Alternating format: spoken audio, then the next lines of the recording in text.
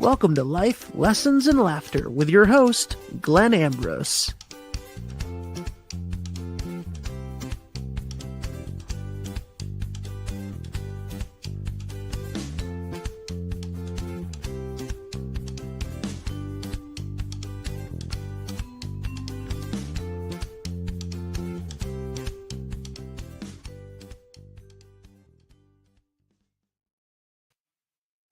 Hello, welcome.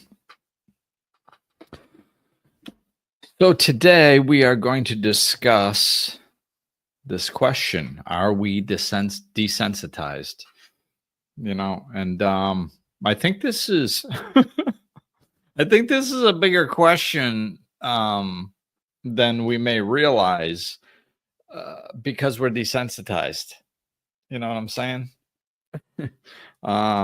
It's kind of part of our desensitization could be that we don't realize we're desensitized. This is one of the many things that I enjoy about living in a different culture, because there are so many little differences. It heightens your awareness in ways, and it helps you see the difference between cultures, and it just makes you more aware of things that you just wouldn't be aware of any other way, because you're just living your life, and a lot of, I think, the issues that we run into in life, personally and societally, are due to conditioning. It's just this slow process of the life and the things we're exposed to from birth. It's being conditioned to the dream of the planet. It's just slowly we're programmed and we're conditioned by repetition over and over again, and being told that this is the way things are. And it's like what was it, that Bruce Hornsby song back in the 80s or something? It's just the way it is. But don't you believe them? We can't lose our ability to free think and to think outside the box and question things. I mean, it's the foundation of our freedom. Oh, and those of you on video, I've got my freedom shirt on. Freed Om. So,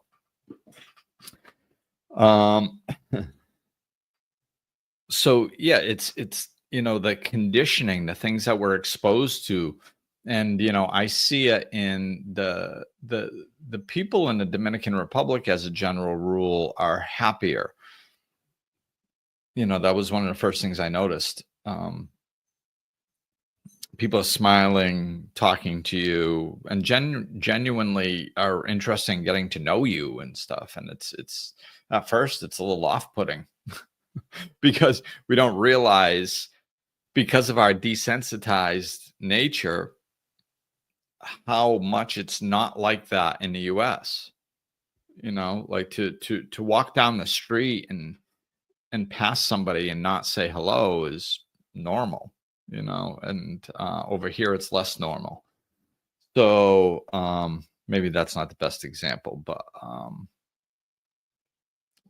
I mean, of it is a good example of desensitization, but it's not. So maybe, you can still walk down the street and not have people say hello to you. Sometimes they do, though. Sometimes they don't over here. In the US, I found it pretty rare. But so it's looking at the ways we're desensitized and understanding that. And to me, this is, I don't mean this in a panic way, because I don't feel that there's reason to panic, but there's certain types of energies that I'll just say concern me more than other aspects of energy.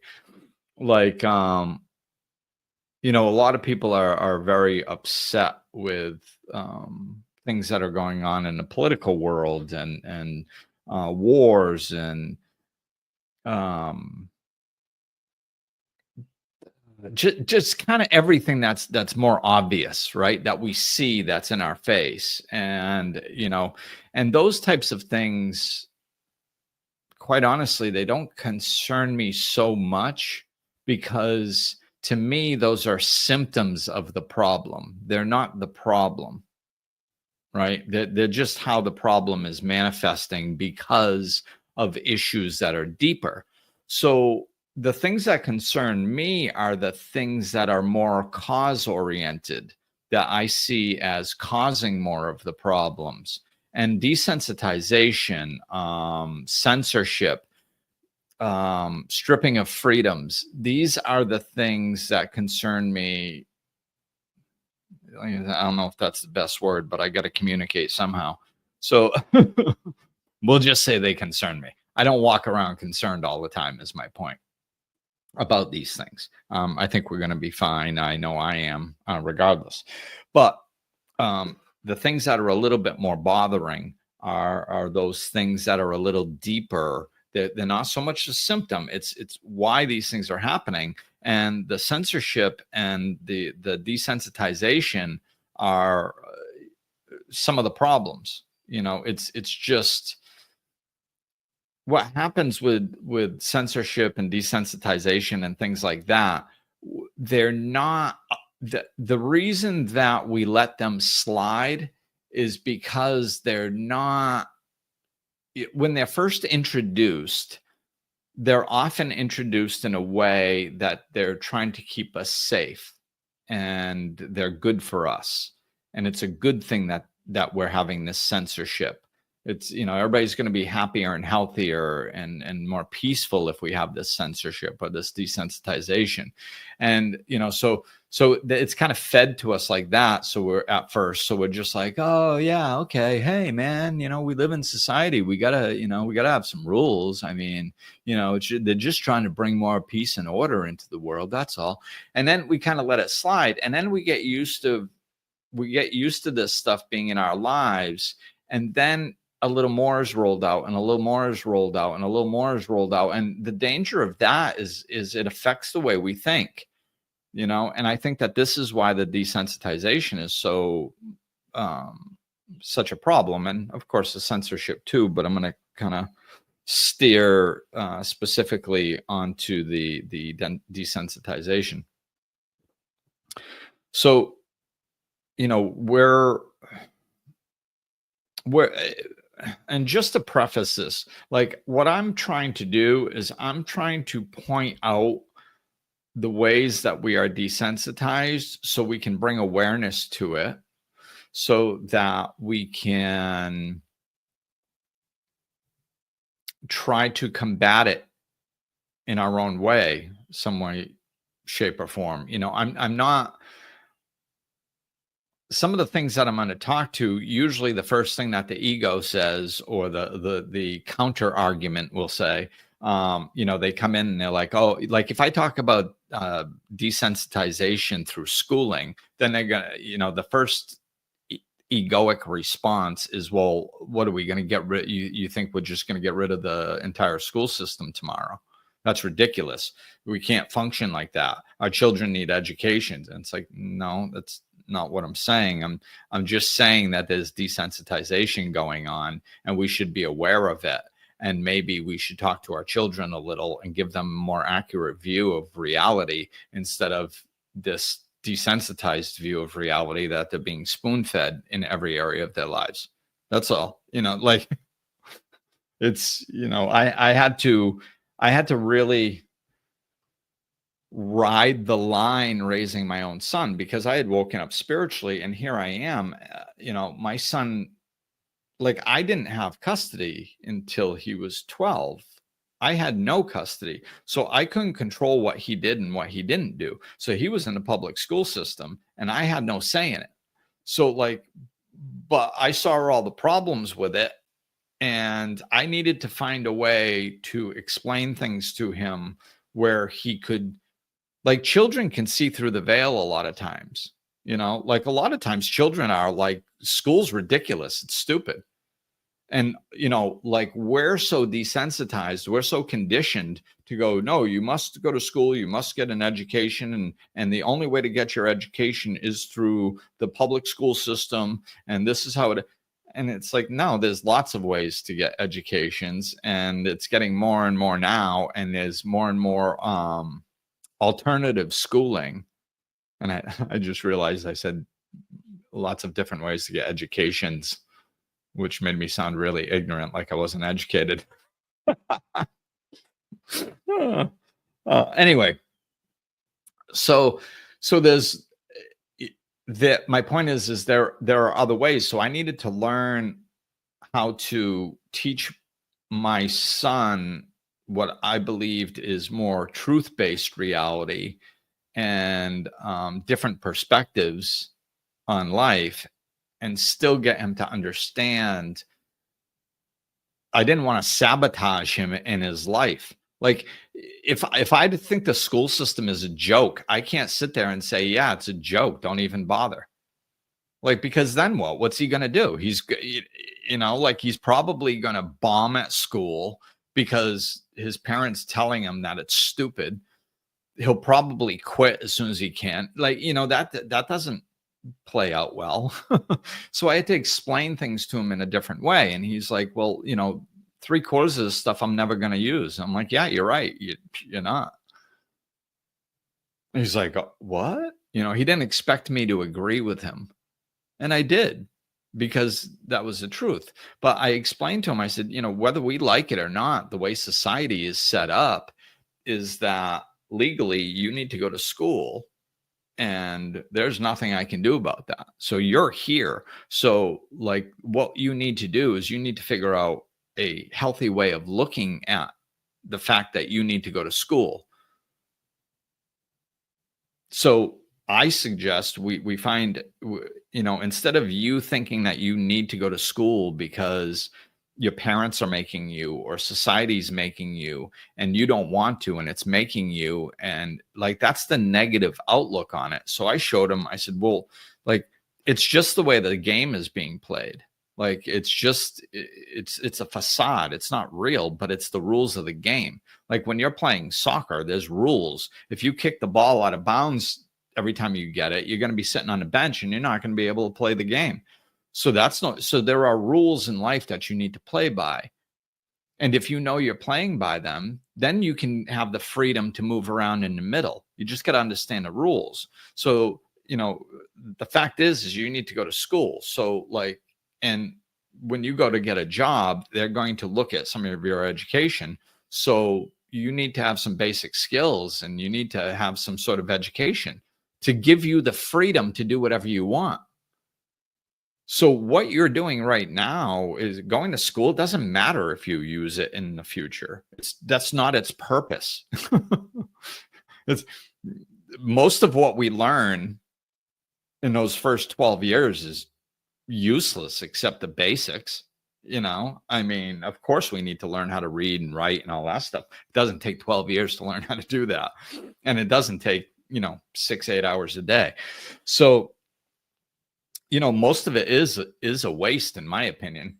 But what you're doing is you're setting yourself up so when you get older, you can do whatever you want to do and nobody can say no to you. Like if you don't even have a high school education and you go to get most jobs, they're not going to hire you because they require that. So now what kind of freedom do you have? You don't have any. You don't have a freedom to choose a career that you like because you don't meet the basic qualifications. So you need to get a certain level of education, as society says is this. And so you're using it to set yourself up for freedom in the future. You're using school to give you the life that you want. School isn't using you, you're using the school. So you flip that perspective and it's like, oh, okay. So this is the type of suggestion and the type of thing that I did with my son to minimize the social conditioning. I knew the truth and I don't lie. So what am I going to do to my kid? Like, be like, no, School's good for you. I don't think it is. Especially with a little boy with ADHD. Making him sit at a desk for 6, 8 hours a day, I think is stupid when he's at the highest levels of his energy. I think it's unnatural and foolish, you know? So I'm not going to lie about that, but I'm going to try to show him a way of looking at it that empowers him, that where he can use what he can drop into a place of acceptance, for one, and understand how this is going to benefit him in the future in some way, shape, or form, without falling asleep to the dream of the planet, without going, yes, school, good. Me, not capable of school, bad. Like, no, you're not bad because you don't like school. You're not bad because you think sitting at a desk for 6 hours is foolish. You're not wrong. You're not mistaken. And this is empowering because you're not telling kids are smarter than we think they are. And we're lying to them, in my opinion, in a lot of ways, through these societal standards, because we believe them. We were conditioned. So most people don't know that they're lying, and I mean, I guess technically they're not lying because they actually believe their own BS because they were conditioned to believe it. So this is the type of thing that we have to see. It desensitizes our brain. So I think that is, I kind of wanted to give a little prelude to how social conditioning takes place to some degree. So we'll, it happens on all kinds of levels. But let's kind of bring it back. Like I said, I want to stay on topic and just keep bringing this back to desensitization, even though there's overlap with other topics. And I need to lean on that overlap for explanation purposes. So the desensitization, in our society, I think our political system is really a good example of that, because, the fact is in a democracy, the people have the power. Well, in any society, the people have the power. Like, it's just how it is. It's like, 1,000 people can't control 100 million. It just can't be done. It's literally impossible. Like, so the people are in control. It's just we're desensitized. So, that's something I see in the DR. Like, over the DR, in the DR, there's been problems, just like every other country, right? And I've seen this a couple times. Some of it's going on. It was the last week or two. I don't know if it's still going on because it's not anywhere near me. I don't see it.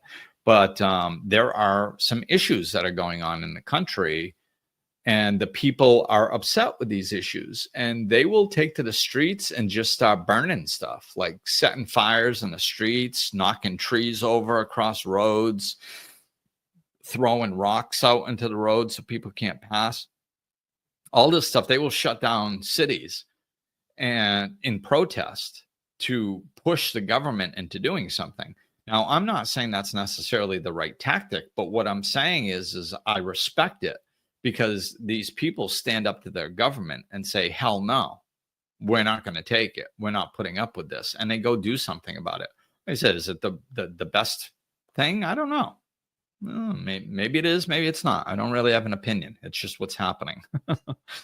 I guess it's better than burning down their own buildings. Like, I don't see them doing that. I don't see them, like that happens in riots in the United States a lot. I don't see them burning down their own homes or their own businesses or anything like that. They just take to the streets, So I think that's probably a healthier outlet. So, but I respect that, because they're not just sitting around taking it, like if we look at some of the laws that have been passed, just for the benefits that the people in our government receive for their jobs, it's absurd in my mind. The fact that there wasn't uh, a budget passed for 6 years, and the government just said, I refuse to tell you what we're doing with your money. Just no. And and and that's just two of thousands or possibly hundreds of thousands of things that the government has done over the years, little by little by little by little by little. And nowadays, I think one of the reasons that people in the public are getting so upset is that, as a general rule, the government just really isn't hiding it anymore, because we don't do anything.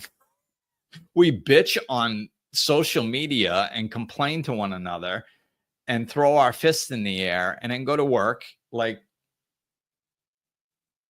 yesterday, So the government is just like, I'm doing it. You like, yeah. I know you guys don't like it. Wow. You're gonna complain, throw a fit, whatever. You're not gonna do anything. So you've had like 10,000 different opportunities to do something in the last 5 years alone, and you haven't. So I'll let you complain, and I'm just gonna go do whatever the hell I want. And trust me, please, when I say this, I am not talking about any particular person in office. I truly believe wholeheartedly and have seen mountains of evidence that this has been going on for the last 40 years, at least. I mean, I'm sorry, I apologize. It's been going on since the country's been founded, but I think it's upscaled in the last maybe 50 or 60 years, where it's just completely out of control. Like back then, they used to tell us that, they cared for us and they're on our side and the American people are everything and all this crap. And so they would lie to us and then do it. Now they're not even doing that. They're just like, this is what we got to do. Shut up. But this is desensitized. This is what happens over generations. Like there's a, I'll see if I can get this right. There's a saying that and I forgot who said it, but difficult times make strong people. Easy times make weak people. I think there might be like some other aspects of it, but the point is like when you're not struggling to make ends meet, and most people can eat and they're not overly affected negatively by, they can still kind of live their lives enough, then that makes people weak because they're not fighting all the time. Now, when you're in a difficult time and you're struggling to even eat and survive, it makes people stronger, right? So this is in the United States, people don't freak out or actually do anything to stand up to the government because they're weak. We've been living a higher quality of life for many, many years now, and we're just not strong socially as people. The microcosm is the macrocosm. It's made us soft. And then now over in the DR, the suffering level is much higher, so they're stronger. They'll stand up quicker and fight quicker, right? So that, that's the mentality of it. And we've just gotten soft and we've gotten desensitized to what's actually happening to us and what's going on in our lives. And I think a big part of that is literally our own happiness. This is one of the things I want to touch on specifically when I was thinking of this podcast. Like, our standards for life have been lowered dramatically through desensitization of our lives. And there's a saying that I heard in recovery, that addicts and alcoholics will lower their standards to meet their circumstances. So like, An alcoholic might be like, well, I'll always be able to keep a job and have a roof over my head. I mean, I might drink a little too much, but I can always keep a roof over my head and have a job. And then all of a sudden they lose their job. And they're like, and then they'll rationalize that. They'll lower their standards. They'll be like, yeah, but it wasn't my fault that I lost my job. So blah, blah, blah. And then they won't have a roof over their head. And then they'll rationalize that. They'll lower their standards to meet their circumstances and be like, well, I mean, I technically have a roof over my head. I mean, I know it's not mine, and I had to move in with some friends, but I mean, I give them some money for rent, so I still have a roof over my head, So they'll rationalize their situation. They'll lower their standards to meet their circumstances, and this is how they can rationalize continuing to drink as their life gets worse and worse and worse. Well, just like probably almost everything else that I found, like when I woke up spiritually, it was through recovery. So I blew open in recovery, and I was very involved in Alcoholics Anonymous for like 8 years. Now I haven't been for over 12 years. Still love it, just not involved in it. So I was conditioned to think that a lot of my problems were what they call isms. They were aspects of being of alcoholism. They call it your isms. It's an aspect of alcoholism. What I really was noticing around that 8-year mark was when I started leaning into life coaching and stuff, and working with people that weren't just alcoholics. And when I started working with people that weren't just alcoholics or addicts, I started finding out that like we're all the same. Like these isms aren't isms. They are most of those isms. I mean, of course, there are a few that are specific to alcoholics, but as a general rule, most of them are things that everybody struggles with. It's just when an alcoholic has a difficult time and breaks left, they might get drunk and die in a car accident or something, whereas the normal person just copes in other ways. They keep themselves busy or distract themselves on social media or watching TV or relationships or shopping, or they do other things to deal with it, to rationalize and to distract themselves from it. So we all do the same things. It's just when we blow a gasket or when we can't take it anymore or something, it just looks a little different, But my point is that like, if you walk around and if you went out in public today and if you walked up to like 100 people or 50 people or something, and you were just like, oh man, I'll tell you, my life just so busy all the time, man. Just, always something to do, man. I'm exhausted. It's just life ain't easy. It's tough. It's tough. This adulting thing is tough. Man, this is hard. Most people are going to agree with you. You're going to hear some sort of response like, yeah, I hear you, man. Life ain't easy. Yeah, it's hard. Yeah. Yeah, me too. Yeah, it's tough. That is become how we bond with each other. And like, I don't do that, right? So like, sometimes I'll just like, I see it. I don't usually run around going, hey, life's great, isn't it? I don't usually do that. But when people ask me how I am, I do give them an honest response. And it catches people off guard sometimes, fairly often.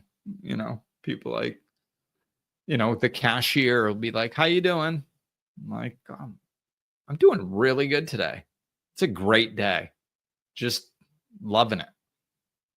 And they'll look at me like I'm kidding. And then I'll just look at him smiling. And then all of a sudden you can see the wheel turning like, no, this dude is serious, I think. It's so rare for them to hear something positive that they literally think I'm kidding.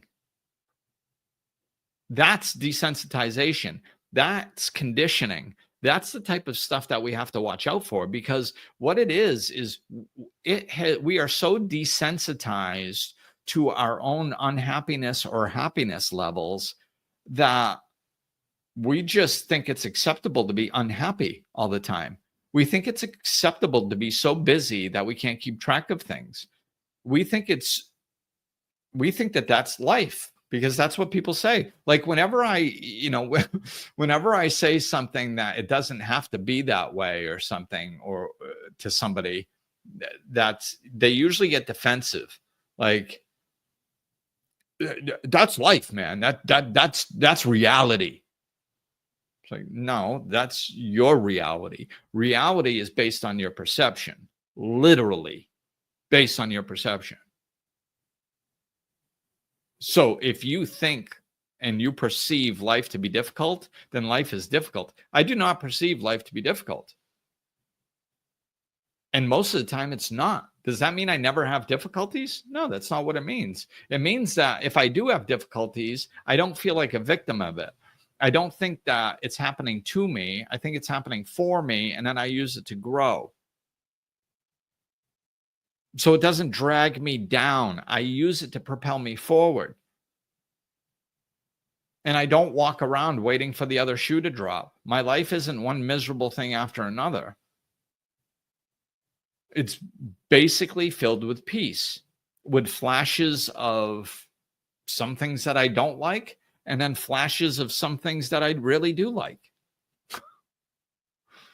But it's my baseline of peace that I'm experiencing most of the time. And we can all live like that. It's not, I cultivated it, but it's not because I'm special. It's because I chose to.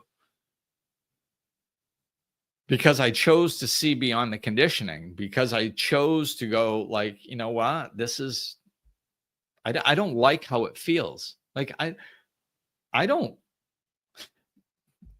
like a lot of the changes that I've done over the years, over the last 20 plus years. People have said to me many times, like, boy, Glenn, I wish I had your faith, or you're so strong, or you're so lucky, or some other excuse why I'm different from them. And that's why I have the life that I have. And it's such a load of BS. Like came from a little town in Massachusetts where 3/4 of the adults in town, the teachers, the administration at the schools, the police department, the judges, and most of the parents thought I was a piece of crap. Like, that's where I came from. And I followed it up with 20 years of alcoholism.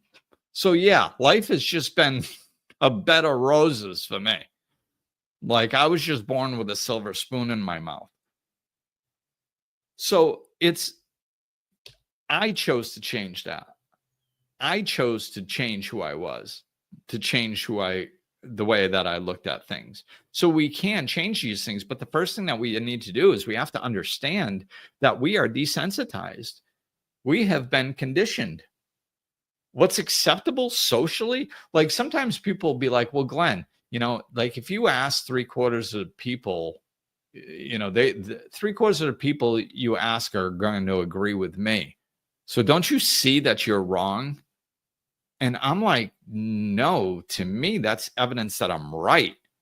If I start thinking like the collective, that's when a red flag goes up and goes, Glenn, you better watch out. You're starting to sound like the majority of people, because the majority of people are desensitized and conditioned and dysfunctional and unhappy. And I don't want to be like them.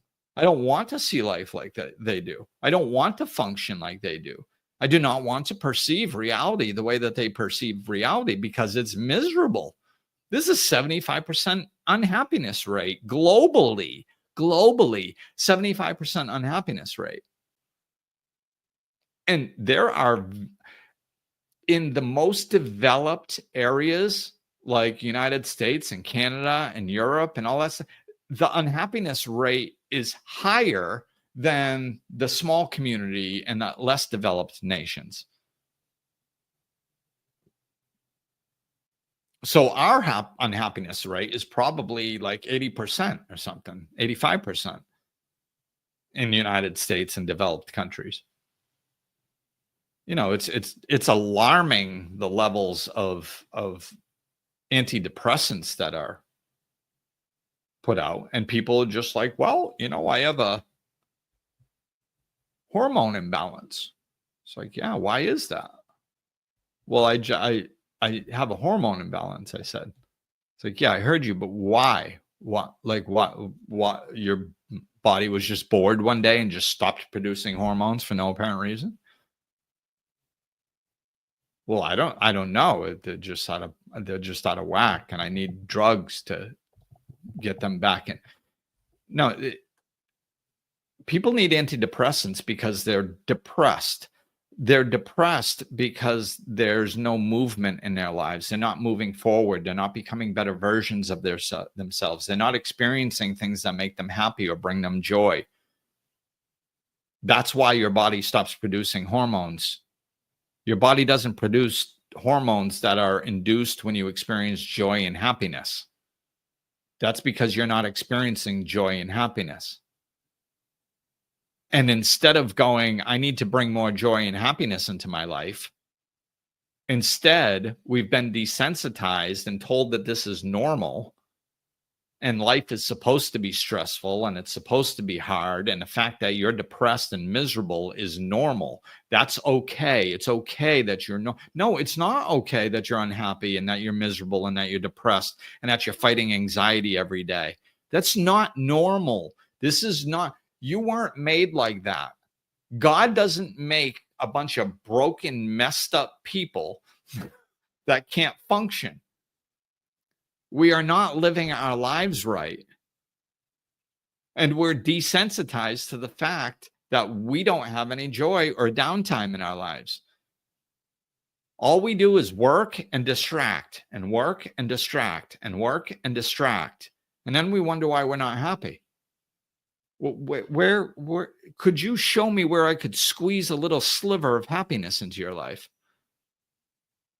Oh, well, I get that for 5 days straight when I go to sit on a beach in a resort and get drunk on umbrella drinks for 5 days. Oh, so you do that for 5 to 7 days a year, and then so you spend the other 358, 360 days stressed. And then you go on vacation next year, and you think that that's going to balance it out? You abuse your body for 95% of its time throughout your life, and you do something pleasurable that is arguably, sitting around drinking umbrella drinks. I mean, don't get me wrong, I can see how it's relaxing, but yeah, I think there's just so much better ways to reward ourselves for doing what we're supposed to do responsibly. And the way we stay desensitized is we say, well, that's just how it is. It's just the way it is. Well, Bruce Hornsby them. Don't you believe them? God, I hope it's Bruce Hornsby that sings that song. I'm pretty sure it is.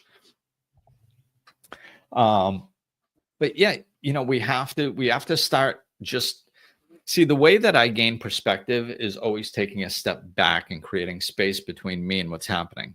That's just a technique that we can all use. If you're too close to the problem, or you're too close to what's desensitizing you, you need to step away from it and create some space and open your mind that there's a possibility of seeing things another way. Because a lot of people, if they haven't done any self-work, and I don't usually have conversations like this with them, but if a conversation is started for some reason and I say something, they're like, well, you think I have a choice? You think I want to work 60 hours a week and I want to be this busy? I don't want to, I have to.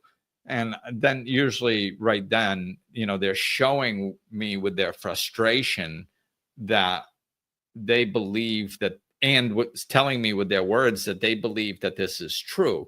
So a lot of times people like that, I just will end the conversation because they don't have an open mind to hear what I'm about to say next. You know? They're just caught up in defending. So no matter what I say, they're going to have a comeback for it. They're not trying to understand me or hear a new way. So there's no sense in talking to them, you know. But hopefully you guys listening to the podcast can just open your mind and hear that there are other ways. You know, you don't need a $450,000 house and then post on social media that you wished you lived in a simple cabin by the lake that's worth $125,000. Do you like, have you seen that? That's one of the things that blows my mind is these people, a lot of people that are working all the time, that are always complaining about how stressful their life is and all this stuff.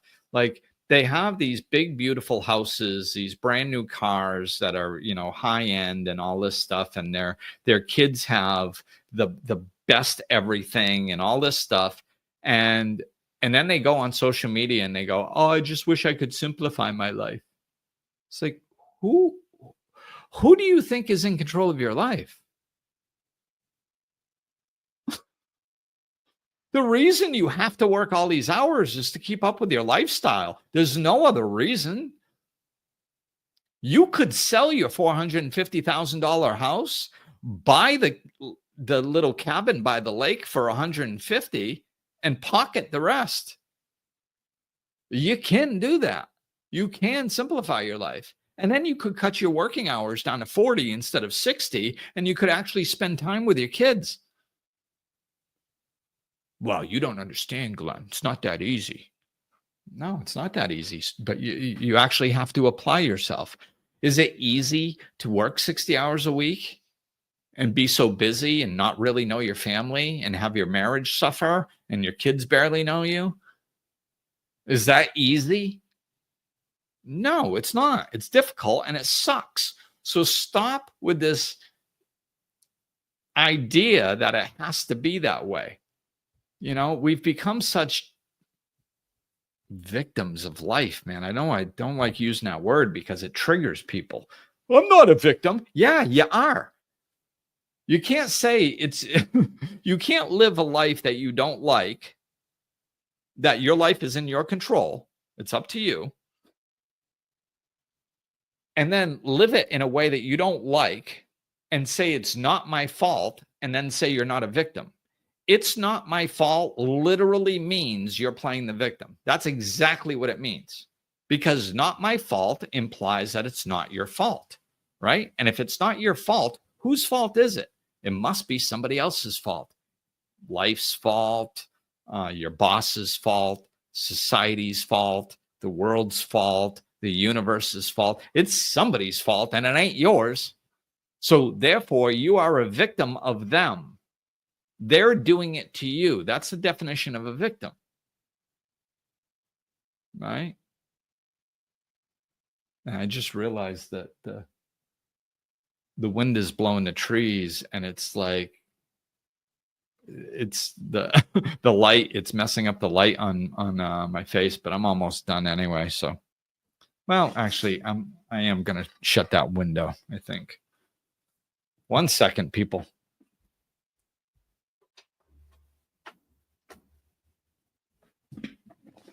Okay, so hopefully that's better. Sorry about that. So yeah, we have to take responsibility for our lives.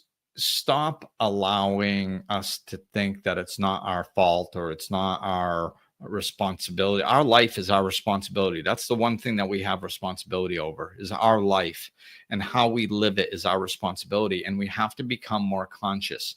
You know, we have to think things through a little bit more. We can't just sit around on the surface. This is how the desensitization happens.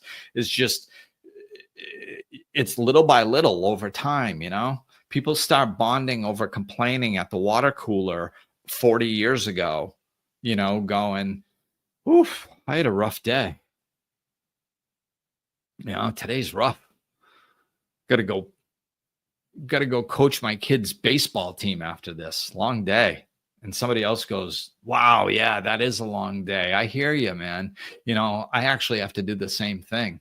And then they bond, and there's this little connection, and it feels good. So they felt this sensation. Our body gives us positive feedback when we do something that's good for us, and connecting with another human being is good. So then all of a sudden we do it again, and we do it again. And we notice that, like, bonding over negativity is a little safer, because we don't want people to think that we're better than them.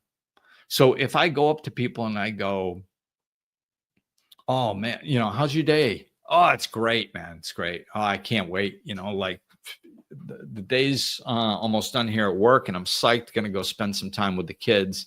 And my wife's making this wonderful dinner, and I can't wait. Like, you have that conversation 40 years ago. And, people like, and then the other dude is divorced, and they're like, oh, wow, that sounds good. That sounds good. Yeah. I'm probably just going to go head home, watch some TV. Yeah. The kids are with the wife now. So it's just probably going to, and then all of a sudden you feel a little bit bad for them. Right. And you're like, and you don't get that connection. You don't get that endorphin rush of connecting with through similarities with another person. So you don't do that again. So instead, you bond over, do you believe that rain yesterday? Oh my God. Oh, what a pain in the butt that was. My backyard flooded. Really? Mine too. And then you get that high because you're bonding again, right? This is how it's transpired over decades and decades, and it's just embedded into our culture. And now we just talk about negativity all the time. Anything bad we talk about, because it's bonding, and we don't have to worry about where somebody else is in their life. You can always complain, but sometimes it might be hard to celebrate. So we'll just stick with complaining. That's safer. And the thing of it is we think that it doesn't affect us, like how we think, how we speak, how we look at life, how we interpret situations as they happen to us. People think it's normal and natural to be upset all the time now. This is what I mean. Our happiness, we are, as a general rule, people are not happy. They are depressed, anxiety-ridden, and unhappy. That's the norm now. And instead of dealing with it, we've become desensitized and just accepted it as normal. So when some loose-lipped moron like me walks into your life that's actually happy and expresses some level of happiness, I'm immediately met with some sort of, yeah, must be nice. Yeah, must be nice, Glenn. Living up in the mountains at a DR, life coach working from home, must be nice. Like, it just happened to me. Like, I didn't design this. Like, I didn't work my ass off to create this life. That when I made decisions, they weren't in line with my happiness. And I'll wrap up with this. Just to give you guys an example of how I made decisions to get to where I am, is happiness was part of my decision-making process. It was actually right at the top. Money wasn't at the top. Things weren't at the top. Happiness was at the top. So when I was in the gym industry, right before I started my business, I'm fairly intelligent, fairly capable. So when I'm doing a job, I usually do it well. Most places that I've worked, there are a few exceptions, but as a general rule, most places I worked really liked me as an employee and thought I was going to do really well there, whether I was planning on staying or not. And when I got back into personal training, the owners were nice enough to offer me promotions once they got to know me and saw my dependability, or whatever the heck they saw in me. So they would offer me promotions to manage a club or to manage a personal training department or to manage an area and room for expansion and making more money and all this stuff. And they knew I was a single parent and they knew that I was struggling to make ends meet. And they would offer me these promotions and I would say no. And they're like, huh? What do you mean no? Like, aren't you struggling to pay your bills? Aren't you a single parent? And I'm like, yeah. And they're like, well, then why wouldn't you take a promotion? And I'm like, well, because the the duties that I would have during my day to perform that job, I don't like that. Like I don't like what I would be doing on a day-to-day basis as a general rule. And even some of the stuff that I kind of like, I might be able to talk myself into liking a little bit for a little bit. I don't want to do that in the future. Like what I'm doing is I'm putting my energy towards creating the life that I want in the future. So I'm not going to take a job that requires more hours of me. So not only am I not going to like my day-to-day activities, but I'm also going to be trapped in that job because I can't quit and I can't start a side business because I don't have any time because I'm a single parent. So if I take that job that requires more responsibility just to get a little bit more money, I just painted myself into a corner. I'm never going to get out. So no, I'm not going to take the temporary promotion that's going to make my life better for the next year and then make me more miserable for the next 20 years. No, I would rather struggle a little bit more now and create something that's sustainable that I can live and have a happy life.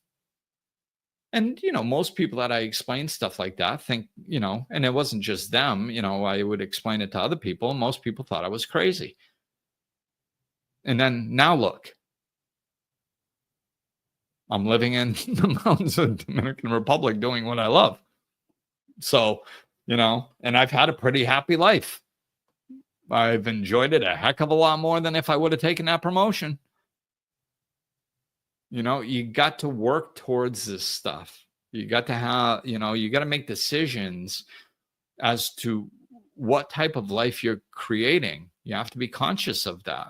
And you have to let go of that desensitization that it's not possible or that's not how life is or something like that. Like we're at the whim of, that's the other funny piece is like you can tell these mindsets are very surfacey. Nobody thinks deeply because if you ever ask them follow-up questions, people don't know how to answer them. Like, well, that's just how life is, like you have to work jobs that you hate and you have to struggle and life's a pain in the butt and all that stuff. And you go like, well, why?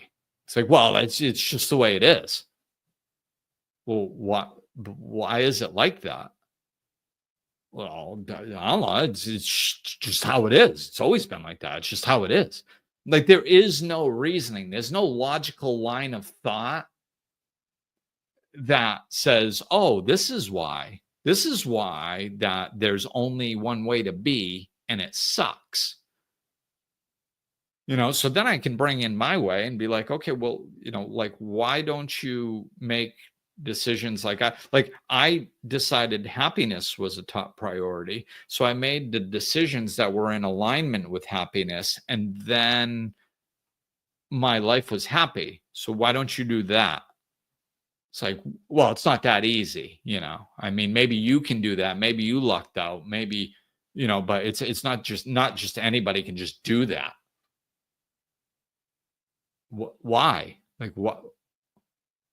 Why can't anybody just do that? Well, you just can't. People just can't just do that. You can't just do that. And again, there's no logical line of thinking. There's no reason.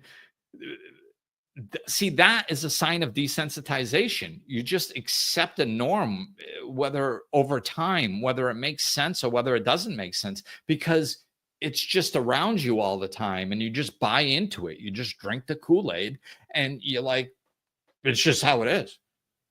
And as long as you sit up there, you stay there. So if we can just start seeing how desensitized and conditioned that we are by society and start choosing something different and working towards something different. I'm not asking you to believe me just based on my story. There's lots of people that have done this. I'm not the only one. And don't even believe it from other people's stories. Just like if you use your head and really put some effort into this, you'll figure out how to do it in your way. But you have to open up your mind a little bit to know that maybe it's possible and to try. Some people just, try to see themselves fail so they can prove that it doesn't work. That's not actually trying. You can do that with anything. Look, I can't throw a pen. Well, see, it just fell right out of my hand. I tried to throw it, honest. Like, no, it's like, no, you actually have to try and follow through. I didn't do this overnight, So that's going to do it for today, peeps. Thank you for listening. If you got any show ideas, let me know. If I can be of service, reach out. Let me know.